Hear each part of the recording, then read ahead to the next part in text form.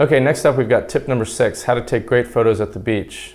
This is another place where I think a lot of people, when they go on vacation or go on a trip, they come back not quite satisfied with their photos from the beach. And there's usually a couple reasons why your beach photos didn't turn out as well as you'd like. The number one reason has to do with the fact that I mentioned earlier, which is that your camera actually doesn't see light in the same way that your eye does. So it can be a little bit difficult to translate what you're seeing to what the camera can see. So in the case of the beach, what's usually happening is the bright sand, the white sand is too bright and white for the camera to balance for. The camera is set to balance everything to be more or less a neutral gray. So if you're shooting something that's completely white, it sets off the camera's meter so it doesn't quite get it right. So very often you'll need to overexpose, which is called exposure compensation.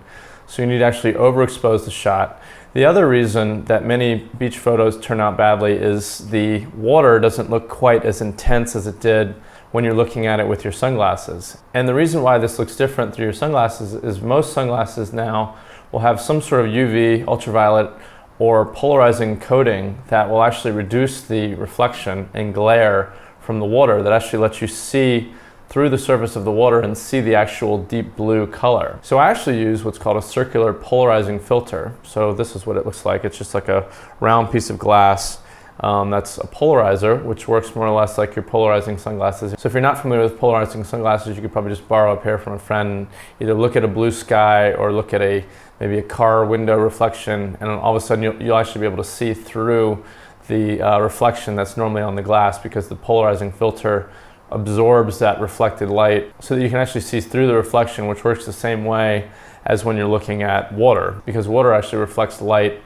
very similar to the way that glass reflects light. So you can actually see through that, and then that way you can actually see the deep blue color of the water. So this circular polarizing filter, again, works more or less like a pair of sunglasses for your camera. It actually allows me to dial down the reflections that I'm seeing through that reflected light that's on the surface of the water, and lets me see down into the deep blue and get those really nice deep blue colors, which is what you're really looking for when you're shooting the beach. So let's take this photo for example. This was taken in the northern part of Palawan in the Philippines.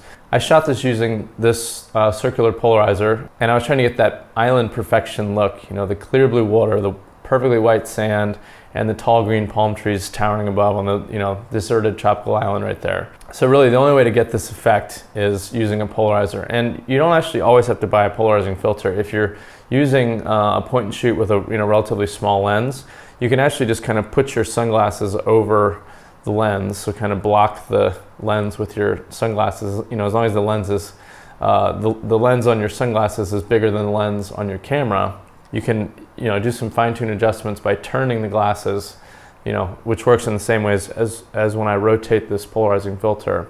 If you don't know exactly what I'm talking about, you can pick up a circular polarizer in a camera shop and test it out on your lens, and you'll see what I mean.